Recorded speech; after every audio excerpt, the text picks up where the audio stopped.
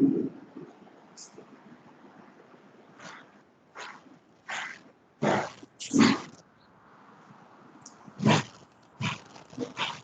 morning.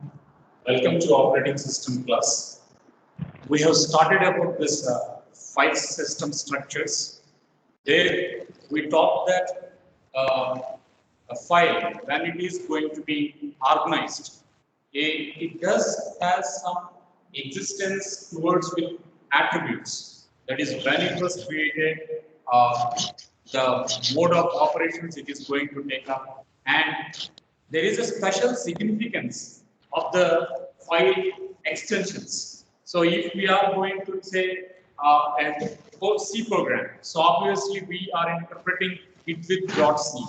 Similarly, when a Java program is going to be executed, we are giving a file extension called .java. Similarly, for a PDF, we say .pdf. In this way, the file system structures, when they are going to be stored, they do have some way of existing content to represent. So, how are these files are going to be logically organized? That was the main aim when we are going to derive this file structures. So, when a file is going to be taken up, it can be of a fixed size, nor it is going to be of a variable size. It can be of a fixed size, nor it is going to be of a variable size. So, fixed size and variable size, they are going to be built up with some set of records, and these records, they are going to constitute the files. Right? So, the first and foremost item was to represent the things in zeros and ones, and these zeros and ones are going to be blocked, and they are going to be formed as a record. And these records, they are going to be tested and collected and organized, and they are going to be stored in form of files. So this is all related to the file structure. So as far as file structure is going to be taken up, files, it is going to be organized into records. Records, it is going to be organized into some set of lines with fixed length or variable length, with set of lines which is of fixed length or variable length. So this fixed length or variable length, they can be interpreted as fields. They can be interpreted as fields here. So the file structure is going to have a representation of zeros and ones of a variable length or fixed length, and thereby it is going to constitute a record, and these records, they are going to constitute a files. So all this, it is going to be related towards the file structure. Next, what are the remaining entities in the file structure? So when we are going to look into the remaining entities of a file structure, there are two ways of organizing a file structure. There are two ways of organizing a file structure. One, we are going to call it as sequential access, and two, we are going to call it as direct access. One, we are going to call it as sequential access. Another, we are going to call it as direct access. So these were generated in the time of the second generation time and first generation time, where the magnetic disc and magnetic tapes has their own significance. So when there was a magnetic tape, the content is going to be written serially, one record after another logical record. So that serial operation, we are going to call it as sequential access file. So there will be a magnetic tape, and this magnetic tape is going to be recorded one after the other. This magnetic tape is going to be having the content recorded with one after the other. So the content is going to be stored serially one after the other. So that is the reason why we are going to assume the content as sequential access file. So sequential access file, it does have a beginning, it does have an ending. It does have a beginning and it does has an ending. So what will be the operations we are going to perform it on a sequential file? One, we are going to call it as a read operation. Two, we are going to call it as a write operation. And when we are going to make a modification, an append operation, we do an edit operation, and that edit operation, we are going to call it as reset. We are going to call it as rewrite. So we can make a read next operation, we can make a read next, we can make a write next operation. Now we can roll back from the beginning. When we are going to roll back it from the beginning, then we are going to call that item as resetting of operation. So a sequential access, we are going to have this current position, and from this current position, it can be moved back one after the other. We call it as rewinding. Now it can be moved to the next state. So we are going to call it as forwarding.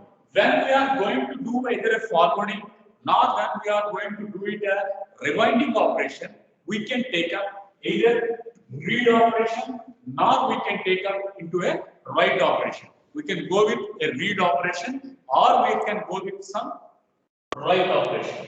So once a sequential access is going to taken up, the major advantage was data is going to be stored serially, and read and write, they can be done serially, etc. But what was the drawback here?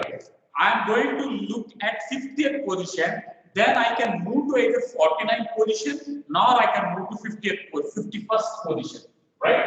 I am in the 50th position, I can move to 51, nor I can move to 49. I can't move from 50th position to 90th position. I can't move from 50th to 25th position. These two operations can't be taken up. Only the thing was, you can go a step ahead. Now we can move a step backward. We can go a step ahead. Now we can move a step backward. That is a forward operation or a rewind operation, serially one after the other. So that was the major drawback, what it was going to be insisted towards the sequential organization. To eliminate the drawback, files has been replaced with a dynamic structure. That is what we are going to call it as a direct access file. Direct access file. So in this direct access file, the position what we want to read, the position what we can't to write, that can be instantly captured. That is, we can move to an 90th position, we can move to a 45th position. So n value, the disk block value is going to be specified. There itself we are going to move forwardly, where we are going to say it is a direct access file. So in direct access file, the position where we want to make a read operation, the position where we want to make a write operation can be directly integrated. There is no need that we have to go serially one after the other. There is no rollback or there is no move forward. Directly the current position can be moved to the location where it has to be integrated. So that is the advantage. That is what we are going to say position to n. So from the current position, it can move to the position where it is going to be specified. So that was the major advantage what the direct access is going to work it out. After the direct access has been taken up, the next issues what the operating system will take up will be the directory structure. So as far as directory is going to be concerned, first we should assume a directory structure. It can be either a Windows operating system, nor it can be a Linux or a Unix operating system. In this way, we have to model the changes. That means if I am going to use a Unix operating system, the GUI versions will be the Linux, now it can be some Debian operating system, etc., or a Ubuntu operating system, etc. So these are the chains of the Unix operating system. So Unix operating system, it is going to support only the command line interface, the black and white monitor, the command come from, only that it is going to type. You have to type each and every command. We can't use mouse, make a drag, drop, right click, left click, mouse. All that operations will not be available in the Unix operating system. But when a GUI has been joined, when a menu has been joined, a submenus has been joined, a advanced programming with mouse clicks hit. So all those operations are going to be being used in this Linux operating system, Debian operating system, and Ubuntu operating system. So these we can say they are the chains from the Unix operating system.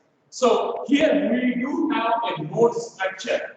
We do have a node structure, and that is what we call it as inode, supernode, supernode. So we have a node structure of organizing in the where the operating system is going to be taken. Operating system. Next comes the Windows operating system. In Windows operating system, we are going to have the command line interface. The command line interface, yes, it is going to be taken up with commands what they are going to be illustrated. That is, again, the mouse operations will not be happened. But as far as the GUI version, the graphical user interface version, it can be Windows 95, 97, XP, or Windows 7, Windows 8, Windows 10. So whatever operating system we are going to assume, it is going to be a graphical user interface. So everything is going to be menu driven. So we can use mouse, no need to memorize the commands, etc. So that is where this Windows operating system is going to have its own set of advantage. It is going to have its own set of advantage there. So when we are going to do it in Windows operating system, the structure of a file, it is going to be in hierarchical. The structure of a file, it is going to be a hierarchical. That is what we are going to say. It is working up with the tree structure content. It is going to work up with tree structure content. So it is going to have some C drive, D drive, E drive. In this way, we have some partitions. Now we are going to call here as a volumes. A hard disk, whatever hard disk we are going to have, whatever hard disk it is going to have. So the hard disk is going to be partitioned, it is going to be subdivided as a mini disk, and that mini disk, it is going to be renamed in C drive, D drive, and E drive. In this way, subdivisions is going to be operated. And every subdivision, it is going to consist of some directories, and these directories, they do have a file structure. So directories, it is going to be called as some collection of files, collection of independent files. So collection of independent files, they are going to be pulled together and put it as a single block, where we are going to give it as a directory structure. So we have 10 files. All the 10 files we are going to put it in a folder, right? So folder we are going to call. So instead of folder, in folder it is a name which is given in Windows operating system. But directory structure, it is going to be common to a Unix operating system, nor it is going to be common to a Windows operating system. So as our terminology was just create a folder. Creating a folder is nothing but a directory where we are going to save our books, there we are going to save our pics, followed by videos, audios, text, whatever documents we are going to have, all those we are going to assume it as a files, and thereby we are going to save the content. So directories, they are going to have some collection of files. They do have some collection of files. We are going to call it was as a directory structure, right? So we have directory structure. So a disk, a volume, we are going to call it as a volume.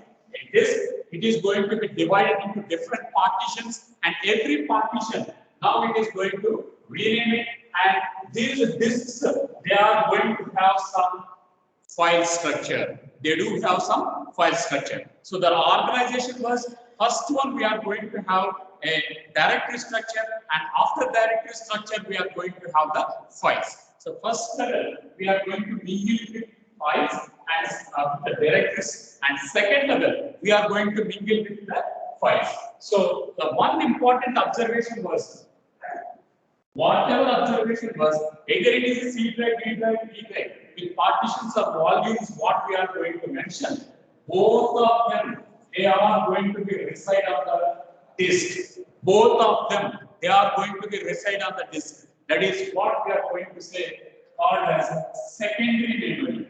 It is called as secondary storage. It is going to be called it as secondary storage. So secondary storage, it is going to give up the locations for a directory, not for a files.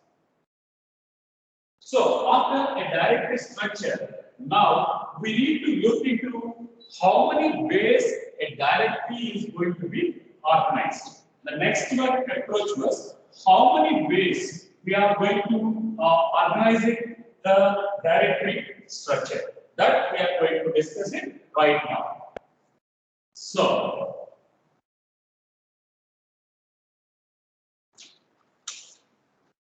directory structure, it is going to be taken up one with single level directory. We are going to call it as single level directory. Second one will be two level directories. Third thing will be a tree structured directory. Fourth one will be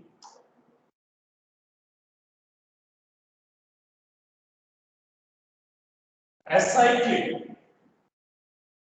and fifth one will be cyclic, which we will be discussing right now. So, as far as directory structures are going to be organized. They are of 5 types. We are going to classify it into 5 types. What are those 5 types of way of organizing the directory? One, we are going to call it as single level directory. Two, we are going to call it as two level directory. Three, we are going to call it as tree structured directory. Fourth one, we are going to call it as acyclic directory structure. And fifth one, we are going to call it as a graph way. So we say it is a cyclic model. So these are the 5 ways of representing the content in a directory. So what was the pros and what was the cons towards representing the directory structure? One, assume that we have a directories. So we have a directory, and this is directory 1, directory 2, directory 3, directory 4, and directory 5. So directory is going to have some files. Okay, file 1, file 2, and file n. Now, what was the way of approach was directly at the root itself. Directly at the root itself, we are going to mention the single level directory structure. Directly at the root itself, we are going to mention the single level directory itself.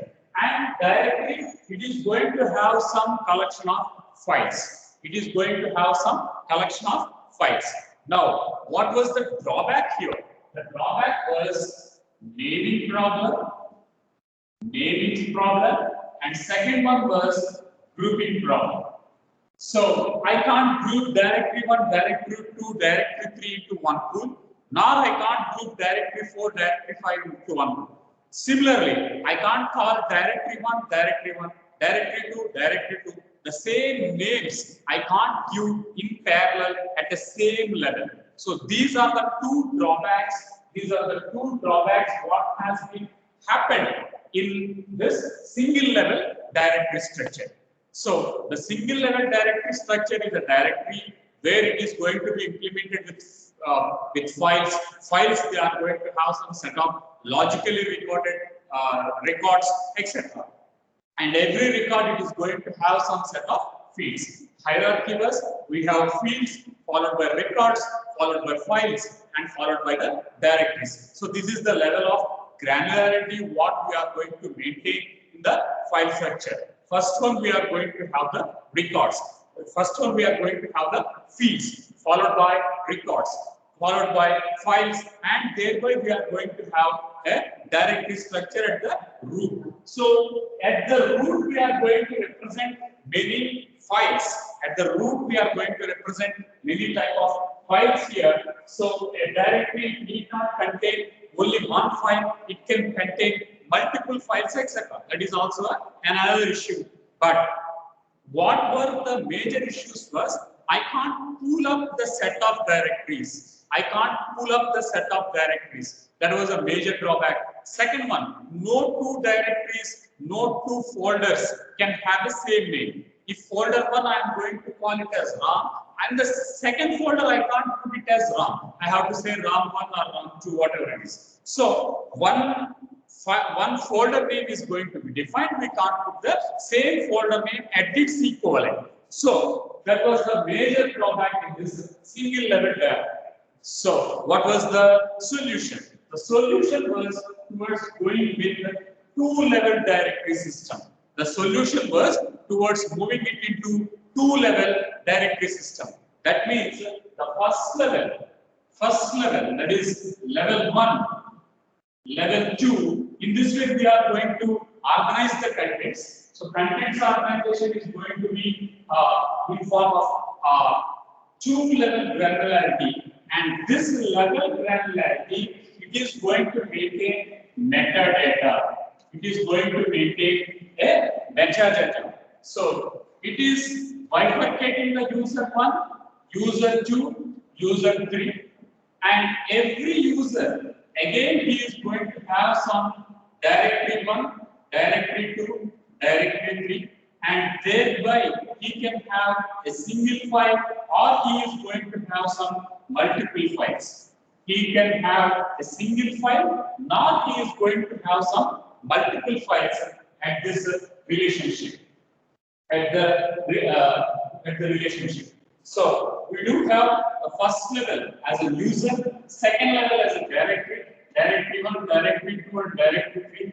Thereby he is going to write up his own set of files. So as far as two-level directory structure is going to concern, it is going to include only two directories. Right now you are at the modern age, you don't have the flexibility. Why these are only two levels? It is in the second generation and third generation. You are working in the fifth generation. You have accustomed to Java. There you learned about packages. So naming conversions, grouping conversions, everything was implemented in Java. You don't understand why these were the breadcrumbs. But we have to study from the history. That is right from generation 1 to generation 2 to 4. So at this scenario, we are in a luxury where we can create multiple directories, one folder inside another folder, in another folder. So set of folders and creating a file, you call it as a package. So all that interpretation has came at the fifth generation.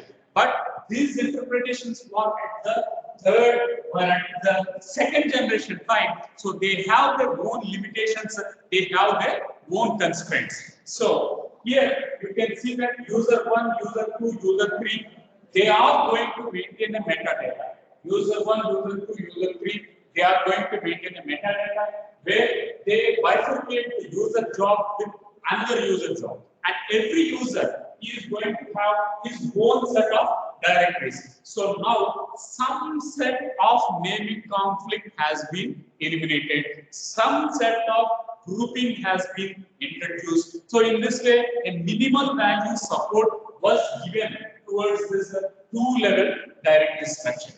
After two-level directory structure, next goes the tree-structured directories. The next one, it is going to be implemented up will be the tree-level, that is tree-level directory structure. When we are going to call it as tree-level directory structure, the first one, it is going to use as a metadata. Now we are going to call that one as root. The first one, we are going to call it as a metadata. Now we are going to call it as a root here. And from there, we are going to interpret it with some another directory structure. This directory structure is now it is going to have multiple directory structures, and thereby we can assume it with some multiple files. And thereby we can assume it with some multiple files here. So we are going to have the interpretations in such a way that one folder is going to have another folder, and another folder is going to have some set of files. In this way, we are going to make up a tree level structure. The first one we are going to call it as root, and in between we are going to call it as middle nodes, and the ending we are going to call here as some leaf nodes. Ending we are going to call it as leaf nodes, right? So if I am going to say D directory, and in D directory I am going to call it as OS class, and then again in OS class I am going to call it as some unit 1, and unit 1 I am going to call it as some PDF1. Okay, so what was the conversion here? D drive is a root, OS class is folder 1, unit 1 is folder 2, PDF file, that is example dot PDF. So D drive, it is going to be a root, OS class, it is going to be a folder, unit 1, it is going to be a folder, and example 1 dot PDF. So what we are going to assume will be the file. So these are going to be the levels of folders, levels of directory, and thereby example.pdf we are going to interpret it with as a file. We are going to interpret it with a file. Now, what was the drawbacks in the single set of content? The first drawback was naming conversion. First set of thing was naming conversion. So in a chain, you can see that when it goes to level 2, whatever names we can put, we can have a common names because you have distinguished with some the root itself. Similarly, grouping of an item. So this entire set of chain is one group. This entire set of chain is going to be another group. It can be right from a node, it can be right to a middle node, and it can be right to a leaf node. So D is going to be root, OS class, and unit 1. The OS class is going to be middle node, and leaf node it is going to be unit 1. And in that I do have some files, that is example.pdf. So this is how we are going to say. So D, it is level 1, we call it as root, OS class, we are going to call it as some middle node, and unit 1, we are going to call it as some leaf node, and in this leaf node, we are going to have example.pdf. So it is going to be a file. So what is levels here, or what is a tree structure here? You can see from D drive to OS class to unit 1, it is organized in levels. So again, there is another class called as DBMS. There I can change it instead of OS class, I can change it to DBMS class, and I can put the same unit 1, and thereby I can put the same example. There won't be any naming conversions, there won't be any clashes. The reason was we went with grouping. The reason was we went with grouping. We bifurcated things into packages as we do it in Java. So that was the advantage what it was provoked in this tree structure directories. In the tree structure directory. Fine. Then we are going to work with tree structure directory. There are two ways of implementation of tree structures. There are two ways of implementing a directory structure. One way, how we can extract the data. How we can extract the data was, one, we can extract it with some absolute path. Another, we can link it from relative path. One, we can pick up the data, or we can access the data right from an absolute path. Another way was we can access the data from a relative path. One way was we can assume it with an absolute path. Another we are going to call it as relative path. If we are going to get it from the beginning, if we are going to get it from the root, that is, we call it as complete path.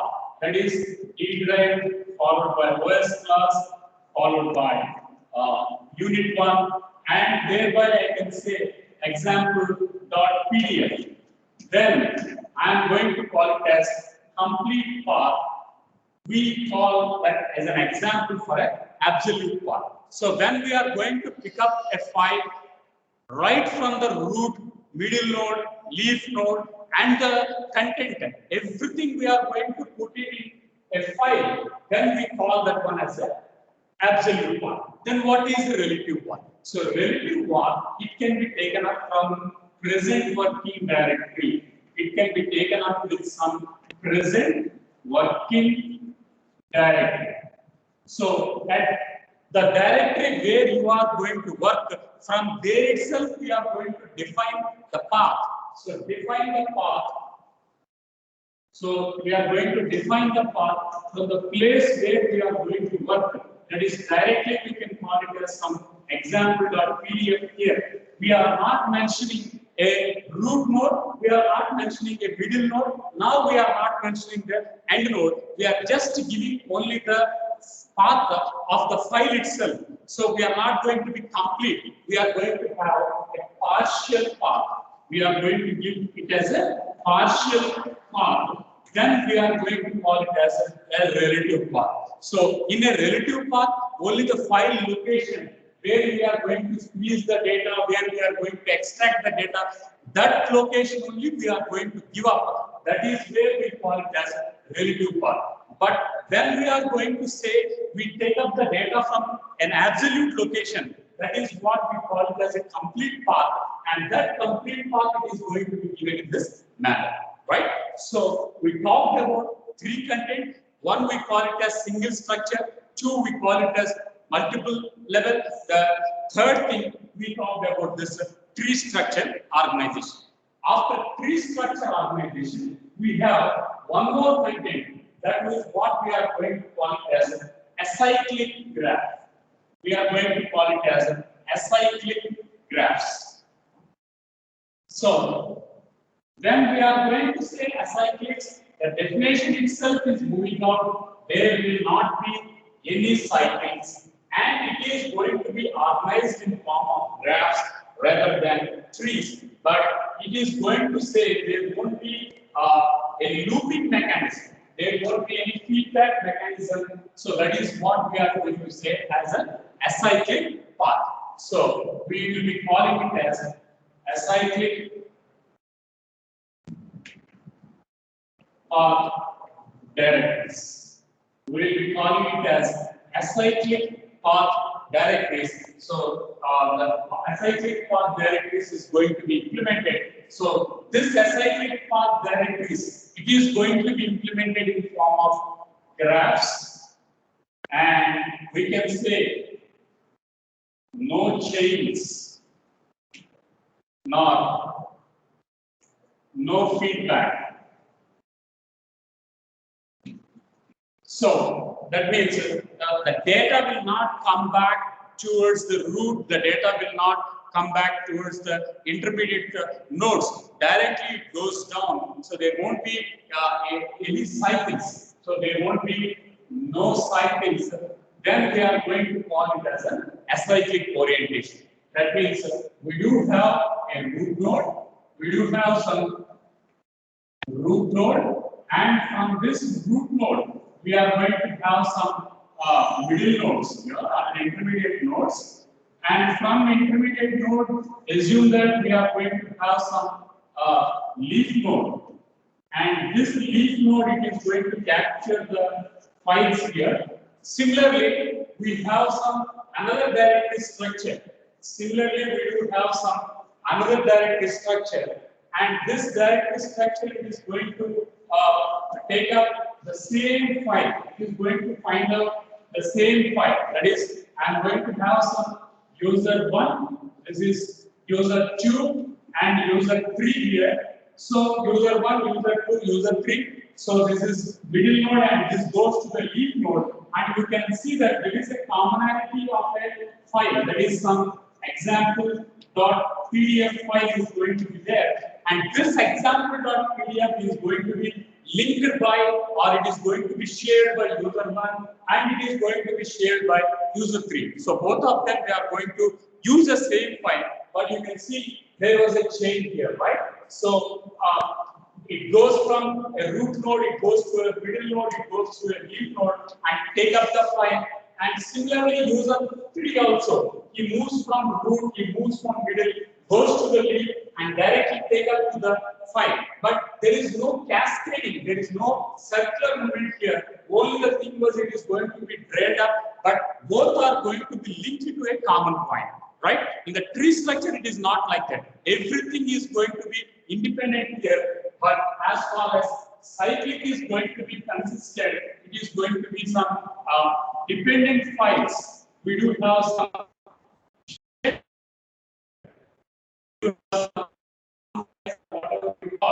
so we have some common files, and these common files can be used respectively with the concurrent users. Multi-programming can be achieved, degree of multi-programming can be raised, because assume this is a shared file, and this shared file can be used by multiple users concurrently from different locations. So at that time, we will be insisting of a structure called as an acyclic path directory structure.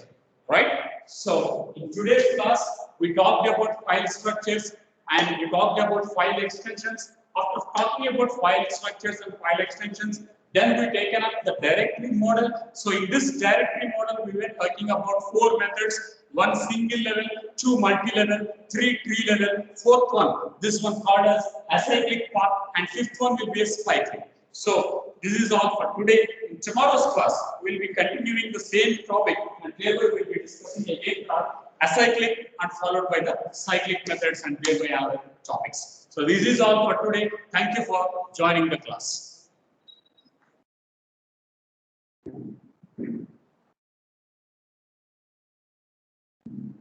And stopping the recording here.